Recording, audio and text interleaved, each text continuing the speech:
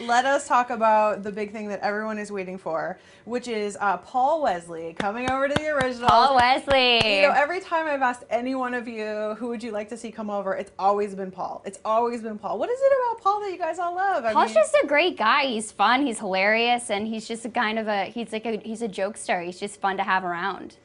Tell us a little bit about what he gets to do. Obviously, the previews, the trailer, he's sitting there with Joseph's character at a bar. I don't know, who does he get to interact with? He interacts with pretty much everyone. He doesn't interact with me, but I interact with him in a different way, magically.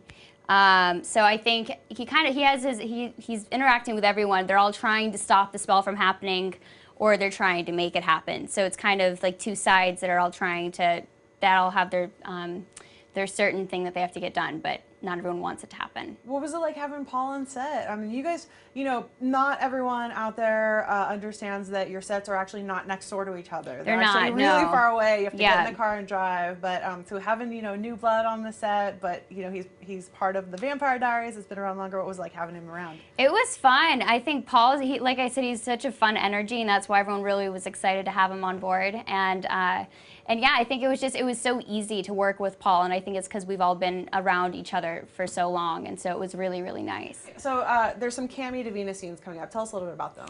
I love Cami Davina scenes because I think it's like you get to see two girls that have come from very much more normal lives, and they interact with each other, and it's kind of like, at times you kind of just see them both just get annoyed with what they're needing to deal with, and they just get to vent to each other, and it's very much kind of, it's very girly, and it's just, they're just like two friends, and they just get to just hang out Does too. the dynamic change at all because Cami is a vampire now, and she's been going through a lot of emotions lately on the show as a vampire, you know, so. I think during her transitions as well, I think there's been a lot of higher stakes that have been going on the show, so I don't think anyone's normal or at kind of whatever that resting point that they would be emotion-wise. So I think that you can definitely tell what she's going through, and then everyone else is dealing with stuff as well.